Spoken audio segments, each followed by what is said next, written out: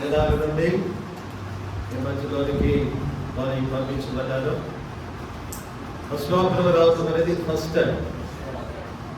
ఖమ్మము ప్రాంతంలో ఖమ్మం సత్యవేద గారి దగ్గరికి చాలాసార్లు స్పెషల్ మీటింగ్ వచ్చారు. తర్వాత కొత్తగూడెంలో బేతరైలో కూడా కొంతకాలం అక్కడ సేవ చేశారు. తర్వాత తిరువురు ఇంకా ఇంకో ప్రాంతం చాలా చోట్ల ఇక్కడ స్పెషల్ మీటింగ్స్కి వచ్చాయి. నేపథ్యంలోకి రావడం ఇది ఫస్ట్ టైం. సరే, ఉదయకాలం ప్రభువును ఆరాధించేదాని కొరకై దేవుని వాక్యంలో నుండి యోహాను సువార్త, జాన్స్ గాస్పెల్ చాప్టర్ 15, యోహాను సువార్త 15వ అధ్యాయం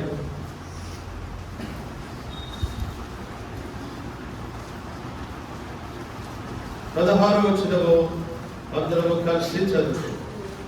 యోహాను సువార్త 15వ అధ్యాయము 16వ వచనం.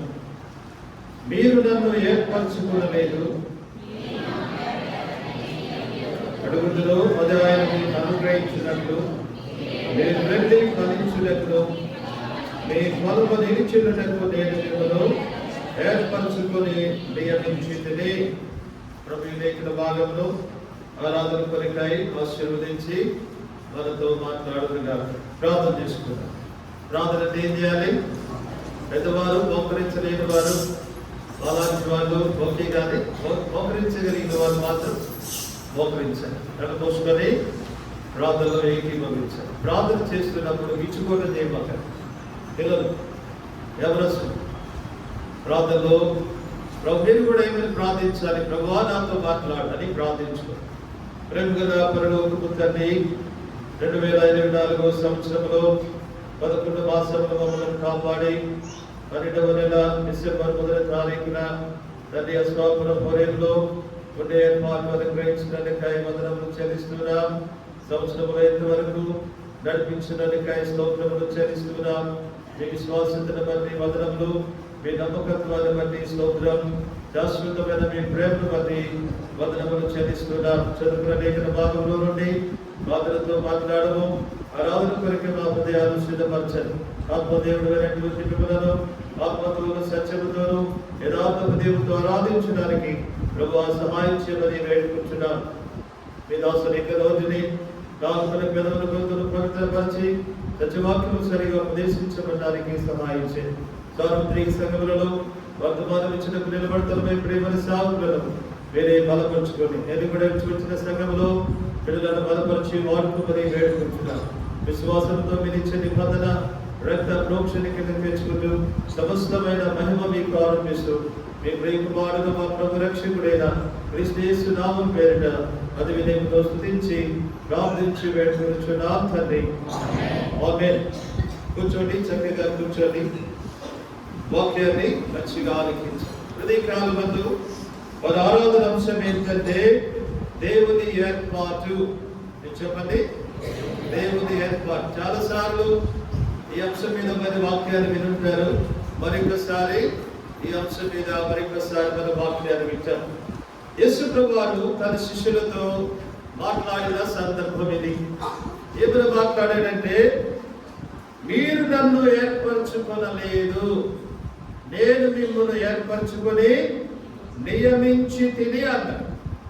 మనము యేసు ప్రభువారిని ఏర్పరచుకోలేదు, కానీ యేసు ప్రభువారు ఏం చేశాడు?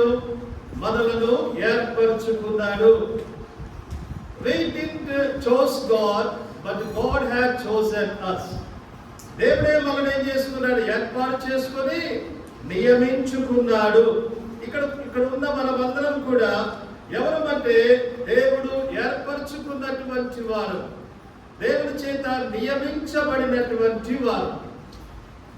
ఏర్పాటంటే మరి పదం ఏం చెప్పాలి? కోరుకున్నటువంటి వారు. దేవుడు ఏర్పరచుకున్నాడు, ఆయన కోరుకున్నాడు. కాబట్టి మనము ఆయన ఏర్పరచుకున్నటువంటి జనాంగం, మనం ఆయన కోరుకున్నటువంటి ప్రజలము. ఎప్పటి నుండి ఏర్పాటు చేసుకున్నాడు అనంటే, భూమికి పునాదులు వేయబడినది మొదలుకొని, before the foundation of the world, భూమికి పునాదులు వేయబడక ముందు నుంచే దేవుడు మనను ఏర్పాటు చేసుకున్నటువంటి వాడు. ఆయన కోరుకున్నటువంటి. సరే, ఇంతకీ దేవుని యొక్క ఏర్పాట్లో ఉన్న విషయాలు ఏంటంటే, నేను ఆరాధన కొరికే క్లుప్తంగా 5 విషయాలు చెప్పాలని కోరుతున్నాను. మొట్టమొదటిగా దేవుడు ఎందుకు ఏర్పాటు చేసుకున్నాడంటే రక్షణ పొందినట్లుగా ఏర్పాటు చేసుకున్నాడు. God chosen us unto salvation. రక్షణ పొందినట్లుగా ఆయన మనను ఏర్పాటు చేసుకున్నాడు. చూడండి, 2 Thessalonians 2వ దెస్సలోనిక పత్రిక 2వ అధ్యాయము 2 Thessalonians chapter 2 and verse 13. 2వ దెస్సలోనిక పత్రిక 2వ అధ్యాయము 13వ వచనం.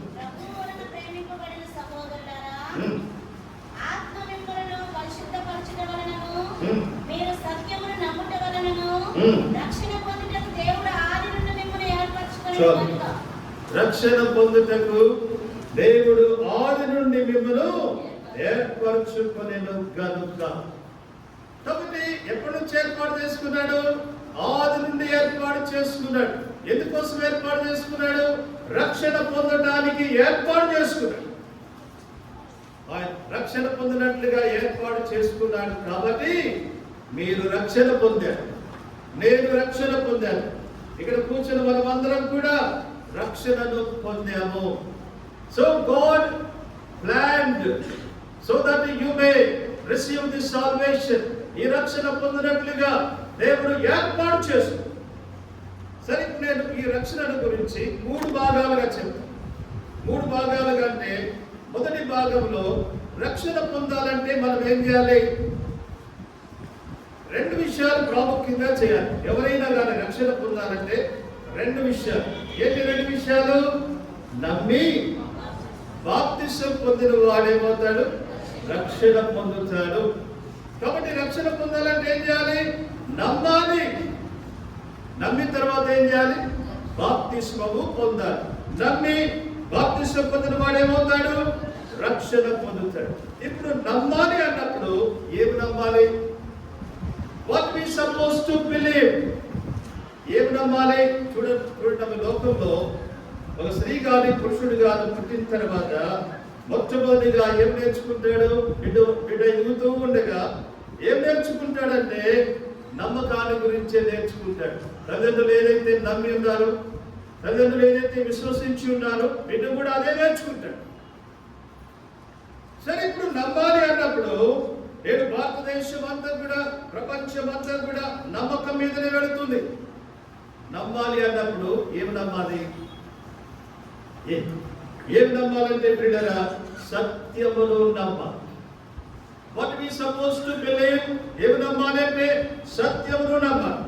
ఎఫెసీయులకు రాసిన పత్రిక, అపోస్తలుడైన పౌలు ఎఫెసీయులకు రాసిన పత్రిక 1వ అధ్యాయము 13వ వచనం చదువు. మీరును సత్యవాక్యమును అనగా మీ రక్షణ సువార్తను విని. చాలా ఏమిన్నారు వాళ్ళు? మీరును అనగా మీరును సత్యవాక్యమును అనగా మీ రక్షణ సువార్త విని. ఏమిన్నారు వాళ్ళు? సత్యవాక్యమును విన్నారు. ఏంటి సత్యవాక్యం అంటే? రక్షణ సువార్త అన్నారు. కాబట్టి సత్యవాక్యం అనేది మనకు ఎలా బయలుపరచబడిందంటే సువార్తలో బయలుపరచబడింది. సువార్త ఎప్పుడైతే మన వద్దకు తీసుకురాబడిందో ఆ సువార్తలో మనకు సత్యవాక్యం అనేది బయలుపరచబడింది. ఎప్పుడైతే సువార్త ద్వారా ఈ సత్యం అనేది మనకు బయలుపరచబడిందో అప్పుడు మనం ఏం చేశాము? ఆ సత్యమును నమ్మాము. ఇప్పుడు మళ్ళారండి 2వ దెస్సలోనిక పత్రిక 2 Thessalonians 2nd chapter మరొకసారి 11వ వచనం.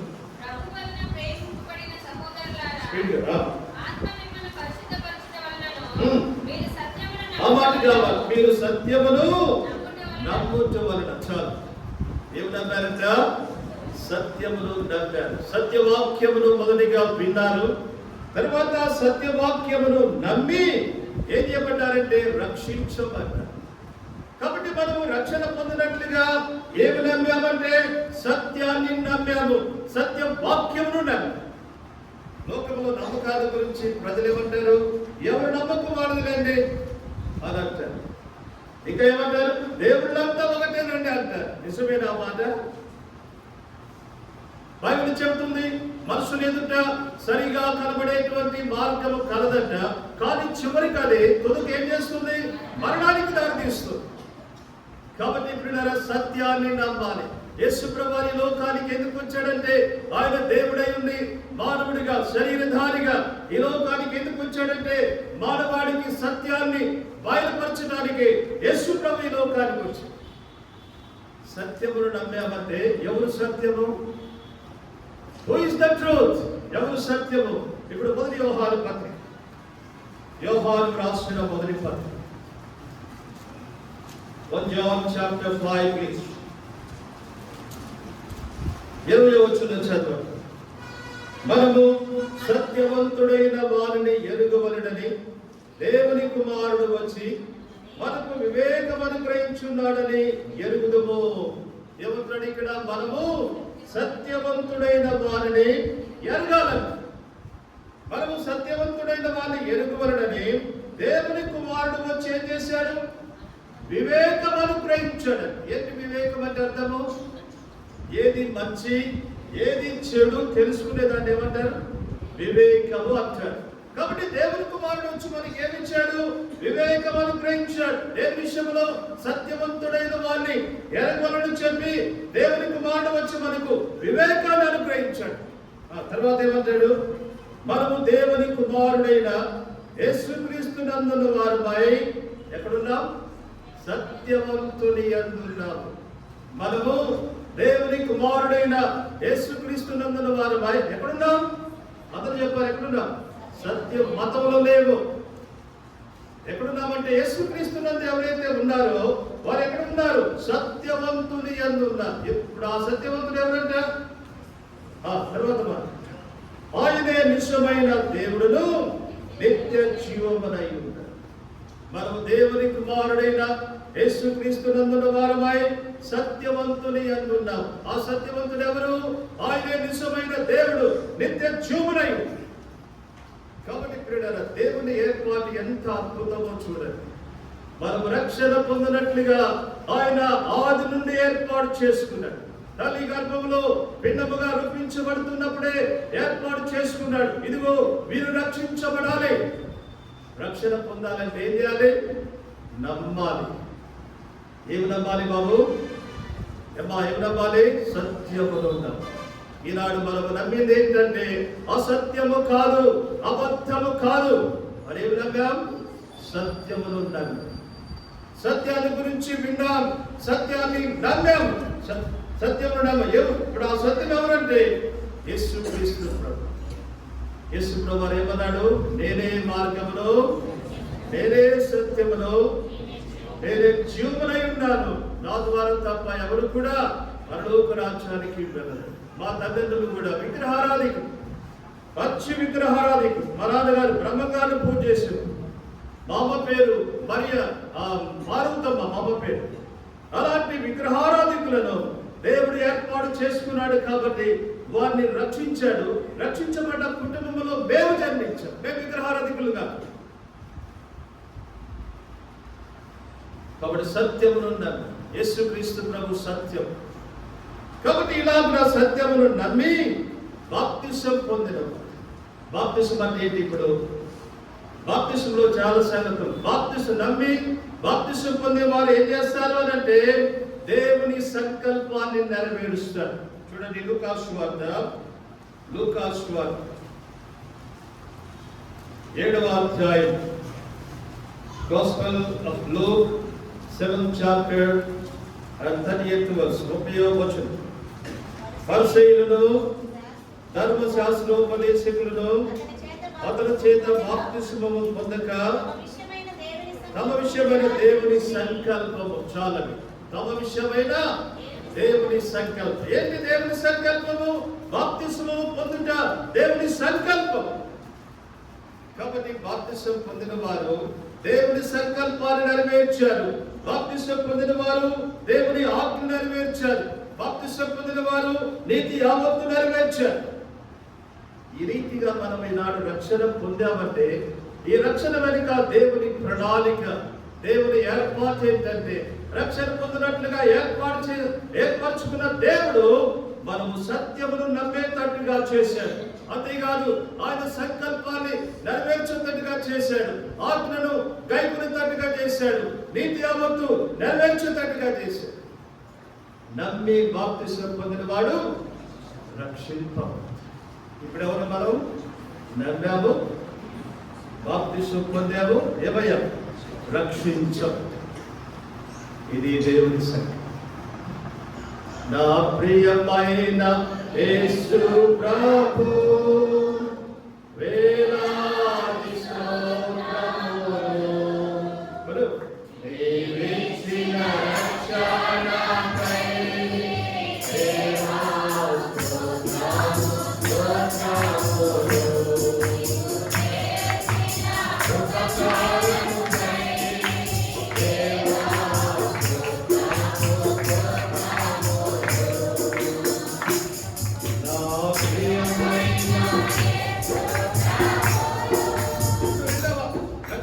రెండవ విషయానికి నమ్మి బాప్తిసం పొంది రక్షించబడ్డాము.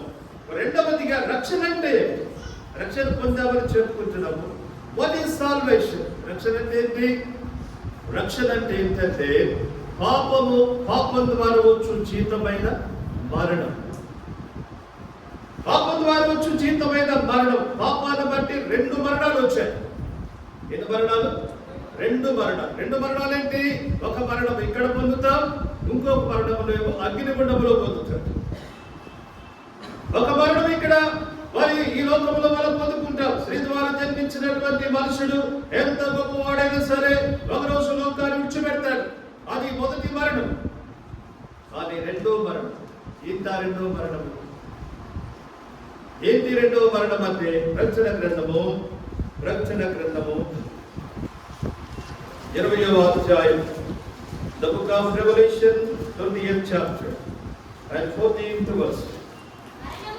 మరణములో వృద్ధుల లోకములో అగ్నిగుండములో పడవేయబడిను. ఏంటమ్మా 2వ మరణము? ఈ అగ్నిగుండము 2వ మరణం. ఈ 2వ మరణము దేని బట్టి వచ్చింది? పాపాన్ని బట్టి వచ్చినటువంటి మరణం ఇది. అయితే ప్రియులారా, దేవుని సంకల్పం ఏంటంటే, దేవుని ఏర్పాటు ఏంటంటే నువ్వు రక్షించబడాలి. ఎక్కడి నుంచి? పాపము నుండి రక్షించబడాలి. పాపం ద్వారా వచ్చు జీతమైన మరణము నుండి రక్షించబడాలి. ఇప్పుడు ఈ రక్షణ మనకి ఎలా కలిగిందంటే, ఇప్పుడు చూడండి యోహాను సువార్త 5వ అధ్యాయం, యోహాను సువార్త 5వ అధ్యాయము 24వ వచనం. యోహాను సువార్త 5వ అధ్యాయం 24వ వచనం. నా మాట విని నన్ను పంపిన వాడే విశ్వాసం ఉంచువాడు నిత్య జీవము గలవాడు, వాడు తీర్పులోనికి రాక. ఇది అమ్మ రక్షణ. ఎక్కడికి రాడంట? తీర్పులోనికి రాడంట. అంటే బైబిల్ ఏమని చెప్తుంది? మనుషులందరూ ఒకేసారి మృతి పొందవలెను. తర్వాత ఏముంది? తీర్పు ఉంది. అయితే ఇప్పుడు రక్షణ పొందినటువంటి వారు ఎక్కడికి రారు? తీర్పులోనికి రాకుండా మరణములో నుండి జీవములోనికి దాటి వచ్చారు. ఇది రక్షణ. ఈ రక్షణ మనం ఎప్పుడు పొందాం? యేసు ప్రభువు వారి యొక్క మాట విని ఆయన విశ్వాసం ఉంచినప్పుడు, నమ్మి బాప్తిసం పొందినప్పుడు రక్షించబడ్డాం. రక్షణ యొక్క అర్థం ఇది. పాపము ద్వారా వచ్చు జీతమైన మరణము నుండి ఎప్పుడైతే మనము తప్పించబడ్డామో వారు రక్షించబడ్డారు అని చెప్పచ్చు. అందుకని మరణములో తీర్పులోనికి రాకుండా మరణములో నుండి జీవములోనికి దాటి వచ్చేసి ఇది రక్షణ. 2 భాగాలు చెప్పి 3వ భాగంలో ఎవరైతే ఇలాగ రక్షించబడ్డారో ఆ రక్షణను బట్టి ఏం చేస్తారంటే దేవుణ్ణి ఆరాధిస్తారు. ప్రభువా, మాకు అనుగ్రహించిన గొప్ప రక్షణను బట్టి స్తోత్రం అని చెప్పి ఎలుగెత్తి దేవుణ్ణి ఆరాధిస్తారు. రక్షణ గ్రంథము 7వ అధ్యాయం, The book of Revelation, chapter 7, 7th chapter of Revelation. రక్షణ గ్రంథం 7వ అధ్యాయము 9-10 వచనాలు. తరువాత నేను చూడగా ఇదిగో ప్రతి జనములో నుండి ప్రతి వంశములో నుండి ప్రజల నుండి ఆయా భాషలు మాట్లాడు వారిలో నుండి వచ్చి ఎవడును లెక్కింపజాలని ఒక గొప్ప సమూహము కనబడెను. వారు తెల్లని వస్త్రములు ధరించుకున్న వారై ఖర్జూర బట్టలు చేతపట్టుకుని సింహాసనం ఎదుటను గొర్రెల ఎదుటను నిలబడి ఏమంటున్నారు? 10వ వచనం అందరూ కలిసి సింహాసనాసీనుడైన మా దేవునికి గొర్రె పిల్లకును మా రక్షణకై స్తోత్రమని తెల్లని వస్త్రాలు ధరించుకున్నారు. ఖర్జూర బట్టలు చేతపట్టుకొని సింహాసనాసీనుడైన సింహాసనం ఎదుట నిలవబడి ఏమంటున్నారంటే సింహాసనాసీనుడైన మా దేవునికి గొర్రె పిల్లకును మా రక్షణకై స్తోత్రమని మహాశబ్దంతో. మనం సంఘంలో ఆరాధన చేస్తే ముందు ఆరాధన చేస్తే వెనక వాళ్ళని పట్టుకుంటా చేస్తారు. కానీ ఇక్కడ ఎట్లా ఆరాధన చేస్తున్నారు? మహాశబ్దముతో ఎలుగెత్తి ఆరాధన. కాబట్టి నేను తీసుకున్న అంశం ఏంటి? ఏర్పాటు. మనము దేవుని ఏర్పాటు చేసుకోలేదు, ఆయనే మనల్ని ఏం చేసుకున్నాడు? ఏర్పాటు చేసుకుని నియమించుకున్నాడు. దేనికోసం ఏర్పాటు చేసుకున్నాడు బాబు? రక్షణ పొందినట్లుగా ఏర్పాటు చేసుకున్నాడు. ఎప్పుడు ఏర్పాటు చేసుకున్నాడు? ఆది నుండి, జగత్ పునాది వేబడక ముందు నుండి రక్షణ పొందినట్లుగా ఏర్పాటు చేసుకున్న దేవుడు నువ్వు సత్యమును నమ్మేటట్టుగా చేసు. ఈనాడు యేసు ప్రభునందు మనం విశ్వాసం కలిగి ఉన్నామంటే ఇది నువ్వు తెచ్చుకుంది కాదు, ప్రభువే నీకు విశ్వాసం ఇచ్చాడు. అందుకే బైబిల్ చెబుతుంది, ఆయన మన విశ్వాసములకు కర్తయు దాన్ని కొనసాగించు. Is the author and finisher of our faith. ఆయన మన విశ్వాసములకు కర్త అయి ఉన్నాడు. కర్త అంటే అర్థం ఏంటి? The one who creates. కర్త అంటే అర్థం ఏంటి? పుట్టించాడమ్మా. నీకు విశ్వాసం ఉందా? ఇంతకు ముందు విశ్వాసం లేదు.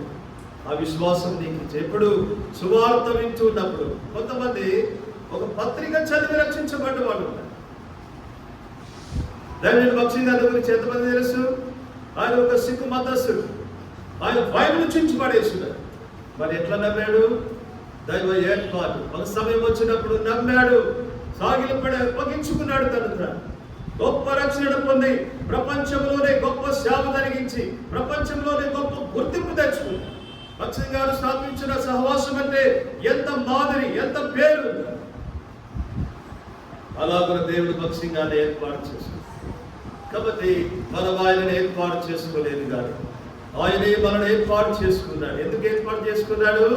రక్షణ పొందినట్టు, తీర్పును తప్పించుకున్నట్లు, మరణంలో నుంచి జీవంలోనికి దాటి వచ్చినట్లు, ఈ గొప్ప రక్షణ పొందినట్లుగా ఆయన మనను ఏర్పాటు చేసుకున్నందుకు ప్రభుని మనము ఆరాధించాం. తర్వాత ఈ రక్షణ గురించి పాత నిబంధనలో ఒక మాట చదువుదాం. ద్వితీయోపదేశం కాండం, The book of Deuteronomy, chapter 33. ద్వితీయోపదేశ కాండము 33వ అధ్యాయము 29వ వచనం. ఇశ్రాయేలు ఎంత అద్భుతమైన ఇశ్రాయేలు నీ వాక్యం ఎంత గొప్ప. ఇశ్రాయేలు అంటే ఇశ్రాయేలు జాతి అందరి గురించిన మాట. తర్వాత కొత్త నిబంధనలో ఇశ్రాయేలు అంటే సంఘానికి వర్తించిన మాట. ఇశ్రాయేలు నీ వాక్యం ఎంత గొప్పది, యెహోవా రక్షించిన నిన్ను పోలినవాడు. ఇశ్రాయేలు వాక్యము ఎంతో గొప్పది. ఓ ఇశ్రాయేలు నీదు భాగ్యం ఎంతో గొప్పది, యెహోవా రక్షించిన నిన్ను పోలిన వాడు ఎవడు. యెహోవా రక్షించిన నిన్ను పోలిన వాడు ఎవడు. ఇశ్రాయేలు వాక్యం అంటే ఎంతో గొప్పది. ఎందుకమ్మ గొప్పది? యెహోవా రక్షించిన నిన్ను పోలినవాడు. ఇంత గొప్ప రక్షణను పొందటానికి దేవుడు ఏం చేశాడు? మనను చెప్పలేంది ఏర్పరచుకున్నాడు. God elected you, God chosen you unto this marvelous and great salvation. ఈ గొప్ప రక్షణ పొందటానికి దేవుడు ఏర్పాటు చేసుకొని తప్పించాడమ్మా తీర్పు నుండి. పాపాన్ని బట్టి తీర్పులో ఉన్నాం, పాపాన్ని బట్టి మరణములో ఉన్నాం, అగ్నిగుండానికి పాత్రులము. ప్రభు రక్షించుకొని మరణములో నుంచి జీవములోనికి ఏం చేశాడు? దాటింపచేశాడు. అందుకనే రక్షణ వస్త్రములు కలిగిన వారమై ఉదయకాలమందు ప్రభుని ఆత్మతో సత్యముతో ఏం చేద్దాం? ఆరాధిస్తాం. Now the second point. రెండవదిగా ఆయన ఎందుకోసం ఏర్పాటు చేసుకున్నాడంటే 2వ తలంపులో 65వ కీర్తన, కీర్తన గ్రంథము 65, Psalm 65 ప్లీజ్. 65వ కీర్తన 4వ వచనం చదువు. నీ ఆవరణములలో నివసించున్నట్లు నీవు ఏర్పరచుకొని చేర్చుకునివాడు. నీ ఆవరణములలో నివసించున్నట్లు నీవు ఏర్పరచుకొని చేర్చుకునివాడు ధన్యుడు అని వ్రాయి. ఏర్పరచుకొని ఏం చేసుకున్నాడమ్మా? చేర్చుకున్నాడు. ఎందుకు? ఆయన ఆవరణములో నివసించాలంట. నీ ఆవరణములలో నివసించున్నట్లు నువ్వు ఏర్పరచుకొని చేర్చుకునివాడు ధన్యుడు. రెండవదిగా దేవుడు ఎందుకు ఏర్పాటు చేసుకున్నాడంటే ఆయన ఆవరణములో నివసించాలంట. ఎక్కడ నివసించాలి? God chosen you to dwell in his court. ఆయన ఆవరణం, దేవుని ఆవరణము ఎంత అద్భుతమైంది. పాత నిబంధన కాలంలో ఎవరైనా మందిర ఆవరణంలోనికి పోవాలంటే భయం. ఆవరణములో పోవడానికి ఎవరికి అనుమతి లేదు. మరి ఆ లేవి సంతతి అయిన, అహరోను సంతతి అయిన ప్రధాన యాజకులు తప్ప ఎవరు కూడా మందిర ఆవరణములో వెళ్ళటానికి వీల్లేదు. ఒకవేళ ప్రవేశిస్తే మరణించేవారు. అయితే యేసుప్రభువారి యొక్క శిలువ మరణము, భూస్థాపన, పునరుద్ధానమును బట్టి పరిశుద్ధ స్థలములో ప్రవేశించడానికి ఆయన మార్గాన్ని ఏర్పాటు చేశాడు. యేసుప్రభువారు ఎందుకు ఏర్పాటు చేసుకున్నాడంటే ఎక్కడ నివసించాలంట? ఆయన ఆవరణం. యేసుప్రభు దేవుని మందిర ఆవరణము ఎంత శ్రేష్టమైందంటే ఇప్పుడు 84వ కీర్తనలో 10వ వచనం చదువు. 80 నీ ఆవరణములో ఒక్క దినము గడుపుట ఎంత అద్భుతమైన మాట. ఏంటంటే నీ ఆవరణములో, ఇది చూడండి వాక్యం, దేవుని మందిర ఆవరణములో ఒక్క దినము గడిపితేనంట 1000 దినాల కంటే శ్రేష్టం. 1000 దినాలంటే ఎన్ని సంవత్సరాలు? సంవత్సరానికి ఎన్ని రోజులు? 365. 365 ఎన్ని సంవత్సరాలు అవుతుంది? 2 సంవత్సరాల నేను లెక్క పెడితే 9 మాసము. ఒక్క దినము గడిపితేనంట దేవుని మందిరములో ఒక్క దినము ఎన్ని సంవత్సరాలు, ఎన్ని నెలలతో సమానము? 2 సంవత్సరాల 9 నెలలు. దేవుని మందిరములో అంత శ్రేష్టత ఉంది. కాబట్టి అటువంటి శ్రేష్టమైనటువంటి స్థలములో మనం నివసించాలని చెప్పి ఆ దేవుడు ఏర్పాటు చేసుకుంది. అందుకే బైబిల్ చెబుతుంది, ఏమని చెబుతుందంటే అదే కీర్తనలో, నీ మందిరమునందు నివసించువారు ధన్యులు. ఎవరంట ధన్యులు? నీ మందిరమునందు నివసించువారు ధన్యులు. మందిరములు ఎవరు నివసిస్తారు? సాధారణంగా సేవకులు, వారి కుటుంబాలు ఉంటారు. ఇది భౌతిక మందిరం. కానీ 1 తిమోతికి రాసిన పౌలు గారు ఏమంటాడు? తిమోతికి రాసిన మొదటి పత్రిక 1 Timothy chapter 3.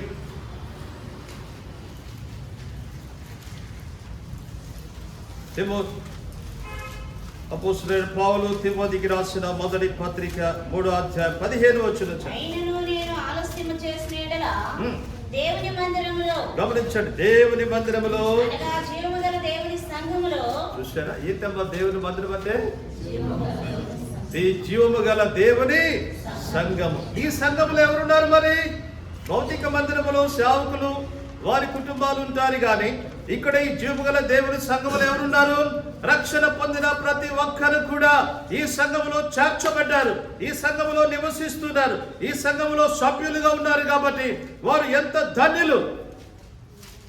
నీ ఆవరణములో నివసించున్నట్లుగా నీవు ఏర్పరచుకొని చేర్చుకుని వారు ధన్యులు. సెకండ్లీ, దేవుడు మనను ఆయన ఆవరణములో నివసించున్నట్లుగా ఏర్పాటు చేసుకొని చేర్చుకున్నాడమ్మా. నా బిడ్డలారా రండి, ఇదిగో మిమ్మల్ని కోరుకున్నాను, మిమ్మల్ని ఏర్పాటు చేసుకుని చేర్చుకున్నాను, రండి నివసించండి. ఎక్కడ? ఆయన మందిర ఆవరణ. తర్వాత 92వ కీర్తనలో ఆవరణాల గురించి మరి ఒక మాట అక్కడ చూద్దాం.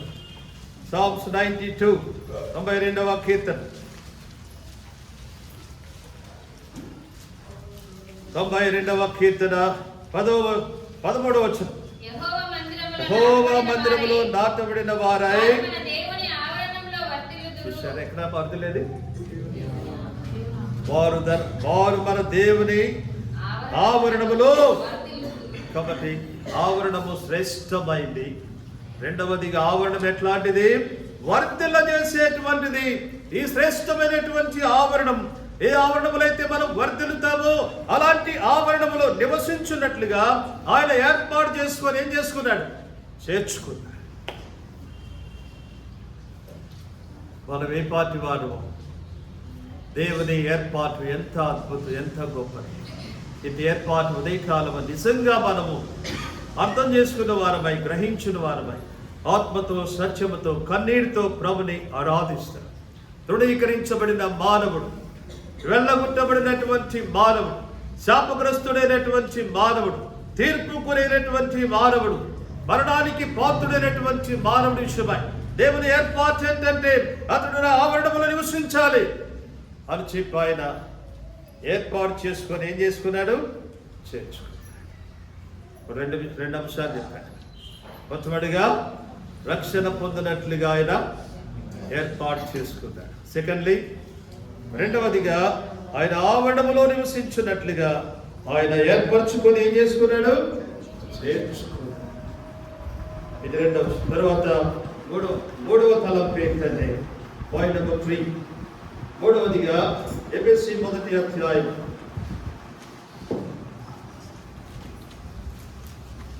ఎఫెసీలకు రాసిన పత్రిక 1వ అధ్యాయము 4-6 వచనాలు కలిసి ఉన్నవి. తన ప్రియయందు తాను ఉచితముగా మనకు అనుగ్రహించిన తన కృపా మహిమకు కీర్తి కలుగునట్లు తన చిత్త ప్రకారమైన దయా సంకల్పము చొప్పున యేసుక్రీస్తు ద్వారా తనకు కుమారులుగా స్వీకరించుటకై మనలను ముందుగా తన కోసం నిర్ణయించుకొని మనము తన ఎదుట ఈ మాట గమనించండి. మనము తన ఎదుట పరిశుద్ధులమును నిర్దోషులమునై ఉండవలనని జగత్తు పునాది వేయబడక మునుపే ప్రేమ చేత ఆయన క్రీస్తులో మనను ఏర్పరచు. ఎందుకు ఏర్పాటు చేసుకున్నాడు? Point number 3. మూడవదిగా మనము ఆయన ఎదుట ఎలా ఉండాలంట? పరిశుద్ధులము, ఇంకా నిర్దోషులమునై ఉండవలనని చెప్పి జగత్తు పునాది వేయబడక మునుపే ప్రేమ చేత ఆయన క్రీస్తులో మనం ఏం చేసుకున్నాడు? మూడవదిగా దేవుని ఏర్పాటు ఏంటంటే మనం ఆయన ఎదుట పరిశుద్ధులంగా ఉండాలంట, నిర్దోషులంగా ఉండాలంట. మానవుడు పరిశుద్ధుడేనా? ఎంత అపవిత్రుడు మానవుడు! ఎంత పాపము, జన్మ పాపము, కర్మ పాపము, అరికాల మొదలుకొని నన్నెత్త వరకు కొంచెమైనను స్వస్థత లేనివాడు. ఇలాంటి మానవుని విషయమై దేవుని ఏర్పాటు ఏంటంటే మనము ఆయన ఎదుట పరిశుద్ధులముగా నిర్దోషులముగా జీవించాలని చెప్పి ఏం చేసుకున్నాడు? ఏర్పాటు చేసుకున్నాడు. పరిశుద్ధులకు ఉన్నటువంటి ఆధిక్యతలు చాలా చెప్పబడ్డాయి Bible. There are so many privileges given to saints, holy people. పరిశుద్ధులకు చాలా ఆధిక్యతలు ఉన్నాయి. రెండు విషయాలు చెప్తాను చూడండి. ఒకటి దానియేలు గ్రంథము 7వ అధ్యాయం. The book of Daniel chapter 7 and verse 18. 18వ వచనం. అయితే మహోన్నతుని పరిశుద్ధులే రాజ్యాధికారమునందుదురు, వారు యుగ యుగాంతముల వరకు. ఎవరంటే మరి రాజ్యాధికారం నొందేది? మామూలు పరిశుద్ధులు కాదు. ఇక్కడ ఎవరు పరిశుద్ధులంట? మహోన్నతుని పరిశుద్ధులు. పేరు చూడని ఎంత ఘనంగా ఉంది. మహోన్నతుని పరిశుద్ధులే రాజ్యాధికారమునందుదురు, వారు యుగ యుగాంతముల వరకు రాజ్యం వెళ్తారు. కాబట్టి ఎవరు ఇక్కడ అధికారం పొందుకునేది? మహోన్నతుని పరిశుద్ధులు. అధికారం పొందుకొని ఎంతవరకు రాజ్యం వెళ్తారు? యుగ యుగాంతముల వరకు రాజ్యం వెళ్తారు. కాబట్టి దేవుని ఏర్పాటు ఏంటంటే మనము ఆయన ఎదుట పరిశుద్ధులమును నిర్దోషులమై ఉండాలని చెప్పి జగత్తు పునాది వేయబడిన కొరకే ఏర్పాటు చేసుకుంటాం. ఇంకా మనం పేతురు రాసిన దానికి ముందుగా 1 కొరింథీ 6వ అధ్యాయం 1 Corinthians chapter 6 ఇక్కడ పరిశుద్ధుల గురించి వ్రాయబడిన మాట చూడండి. 2వ వచనం, పరిశుద్ధులు లోకమునకు తీర్పు తీర్చుదరని మీరు ఎరుగురా, మీ వలన లోకమునకు తీర్పు జరగవలసి ఉండగా చూశారు ఏం రాయబడింది? పరిశుద్ధులంట ఎవరికి తీర్పు తీరుస్తారు? లోకమునకు తీర్పు తీరుస్తారు. ఇంకా 3వ వచనంలో ఎవరికి తీర్పు తీరుస్తారు? దేవదూతలకు. 2వ పేతురులో రాయబడింది. ఏం రాయబడిందో చూడండి. పేతురు రాసిన 2వ పత్రిక 2 Peter chapter 3 2వ పేతురు 2వ అధ్యాయము 4వ వచనం, దేవదూతలు పాపము చేసినప్పుడు దేవుడు వారిని విడిచిపెట్టక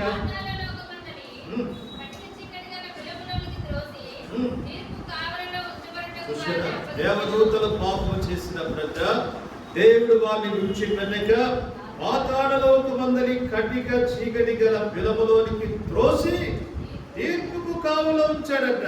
మరి దేవదూతలకు పాపము చేసి పడిపోయిన ఈ దేవదూతలకు తీర్పు తీర్చేది ఎవరంటే పరిశుద్ధులు. ఏ పరిశుద్ధులు? మహోన్నతుని పరిశుద్ధులు. అంటే దేవుని ఏర్పాటు ఏంటంటే మనము ఈ రీతిగా మహోన్నత ఆ దేవుని ఎదుట పరిశుద్ధులుగాను నిర్దోషులుగాను జీవించి మహోన్నతుని పరిశుద్ధులుగా రాజ్యాధికారం పొందుకొని లోకానికి తీర్పు తీర్చేవారుగా, దేవదూతలకు తీర్పు తీర్చేవారుగా ఆ స్థాయికి వచ్చినట్లుగా దేవుడు ఏం చేశాడు చెప్పండి? అర్థమవుతుందని వర్తమానం ఏర్పాటు చేసి ఏర్పాటు ఎంత గొప్పది. ఇది ఏర్పాటును బట్టి మన పరిశుద్ధుల మీద వాళ్ళని పరిశుద్ధపరచడానికి యేసు ప్రభువు ఏం చేశాడు?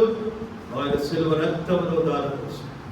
యేసు రక్తమే ప్రతి పాపము నుండి మానవుని కడిగి పరిశుద్ధపరుస్తుంది. యేసు రక్తమే ప్రతి పాపము నుండి మనల్ని పరిశుద్ధపరుస్తుంది. కాబట్టి పాపైన మానవుని పరిశుద్ధపరచడానికి యేసుక్రీస్తు ప్రభువు తన పావన రక్తమును నిర్దోషమైన నిష్కలంకమైన గొర్రెపిల్ల రక్తమును కలవరి శిలువలో ఆయన ధారపోశాడు. ఆ రక్తము చేత మనల్ని పరిశుద్ధపరచుకొని ఏం చేశాడు చెప్పండి? పరిశుద్ధులుగా చేశాడు. Now we are no more sinners, but what we are holy people of God.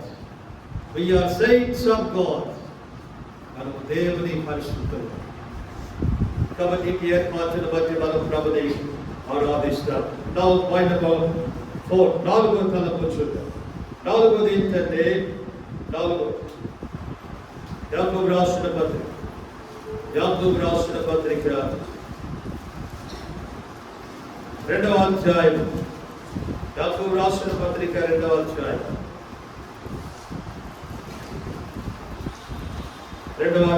5వ వచనం. నా ప్రియ సహోదరులారా ఆలకించుడి, ఈ లోక విషయములో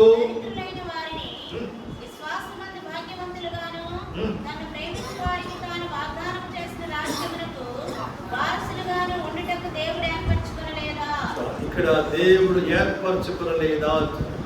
ఇక్కడ కూడా ఏర్పాటు గురించి మాట్లాడుతున్నాడు. ఏమంటున్నాడు? నా ప్రియ సహోదరులారా ఆలకించండి, ఈ లోక విషయములో దరిద్రుడైన వారు. లోక విషయములు ఎవరమ్మా? ఎంతమంది దరిద్రులు లోక విషయంలో. యేసు ప్రభువు శిష్యులు ఉద్దేశించి కూడా ఏమంటాడు? బీదలైన మీరు ధన్యులు, పరలోక రాజ్యం మీది అన్నాడు. యేసు ప్రభువు శిష్యులు ఎట్లాంటి వారు? ఎవరు ధనికులు కాదు, ఎవరు గొప్పవారు కాదు, ఎవరు వారు బీదలను ఏర్పాటు చేసుకున్నాడు. కాబట్టి ఈ లోక విషయంలో దరిద్రులైన వారు అంటే విశ్వాసం అంతా ఏం చేశాడు? భాగ్యవంతులుగాను తాను ఏర్పాటు చేసుకున్న రాజ్యానికి వారసులుగా ఉండడానికి వారి ఏర్పరచుకోలేదా అంటాడు. తాను ప్రేమించే వారికి తాను వాగ్దానం చేసిన రాజ్యములకు వారసులుగా ఉన్నట్టు దేవుడు ఏర్పరచుకున్నాడు. నాలుగోదిగా దేవుని ఏర్పాటు ఏంటంటే ఆయన రాజ్యానికి వారసు. దేనికి వారసులు? లోక విషయంలో దరిద్రులైన వారు విశ్వాసవంతు భాగ్యవంతులుగా చేసి ఆయన రాజ్యానికి వారసులుగా ఉండాలని ఏర్పాటు చేసుకుంటారు. How great God's plan is. దేవుని ఏర్పాటు ఎంత గొప్ప. చాలా మంది పేదరికాన్ని బట్టి, చదువు లేదని, లోకంలో ఉన్న దీన స్థితిని బట్టి బాధపడుతుంది. ఎందుకు ఈ జన్మ అనుకుంటారు. ఈ సహోదరి, యేసు ప్రభునందు విశ్వాసం కలిగిన దానివైతే, పేదదానమైనా నువ్వు ధనవంతురాలు, నువ్వు భాగ్యవంతురాలు, నువ్వు ఆశీర్వదించబడ్డదాను. ఈ లోక భాగ్యాన్ని బట్టి కాదు, ప్రభునందు విశ్వాసంను బట్టి ఆనందించు. ప్రభునికి ఇచ్చిన భాగ్యాన్ని బట్టి గర్వించు. ఈ లోక విషయంలో దరిద్రులైన వారిని విశ్వాసమందు భాగ్యవంతులుగా, తర్వాత తను ప్రేమించే వారికి తాను ఏర్పాటు చేసిన రాజ్యానికి వారసులుగా ఉండడానికి ఆయన ఏర్పాటు. 4 విషయాలు ఇక్కడ ఆఫ్ చేస్తాను, ఎక్కువ టైం అవుతుంది మన ఆరాధనలో. ఏంటి అంశమైతే దేవుడు మనల్ని ఏర్పాటు చేసుకోలేదు, మనము దేవుని ఏర్పాటు చేసుకోలేదు, కానీ ఆయనే మనను ఏర్పాటు చేసుకొని ఏం చేసుకున్నాడు? నియమించుకున్నాడు. యోహాను సువార్త 15వ అధ్యాయం, యోహాను సువార్త 15వ అధ్యాయము 16వ వచనం. మీరు నన్ను ఏర్పరచుకొనలేదు, అనుగ్రహించినట్లు మీరు వెళ్ళి ఫలించుటకు, నీ ఫలము నిలిచినటకు నేను మిమ్మల్ని ఏర్పాటు అనే అంశాన్ని తీసుకొని ఆరాధన కొరకై 4 విషయాలు చెప్పారు. మొట్టమొదటిగా ఏంటి? రక్షణ పొందడానికి ఆయన ఏర్పరచుకున్నాడు. రెండవది ఏంటి? ఆయన ఆవరణంలో నివసించినట్లుగా ఏర్పరచుకొని చేర్చుకున్నాడు. మూడవది ఏంటి? మనం ఆయన ఎదుట పరిశుద్ధులముగాను నిర్దోషులుగా ఉండవాలని చెప్పి జగత్తు పునాది వేయబడకుని ప్రేమ చేత ఏర్పరచుకున్నాడు. నాలుగవది ఏంటి? లోక విషయంలో దరిద్రులమైనప్పటికీ విశ్వాసమందు భాగ్యవంతులుగా చేసి ఆయన రాజ్యానికి వారసులుగా ఉండడానికి ఏం చేశాడు? ఏర్పరచు. ఎవరు బట్టి మనము ఏర్పరచబడి గొప్ప రక్షణ పొందడానికి, పరిశుద్ధ జీవితాన్ని జీవించడానికి, పరలోక భాగ్యవంతులు అవడానికి ఏర్పాటు చేసుకున్న ఆ ప్రభుని మనము గ్రంథంలో వారు ఆరాధించినట్లు ఆత్మతో, సత్యముతో, యథార్థపు దేవుడు ఆరాధించినట్లు ఆత్మదేవుడు మనను సహాయం చేయాలి.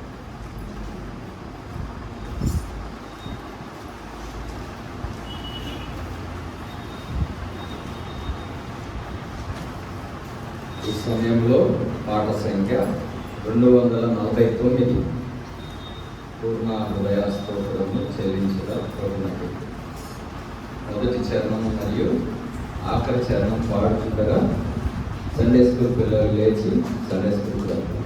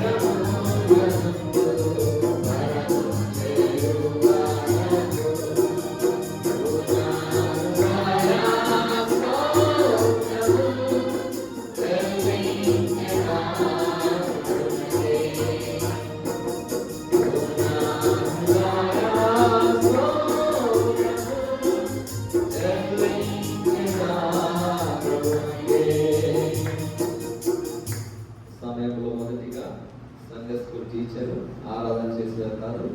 ఆ తరువాత క్రమముగా చెప్పబడిన వాక్యపు వెలుగులో ఒక బ్రదరు ఒక సిస్టర్ క్రమముగా ఆరాధిస్తారు.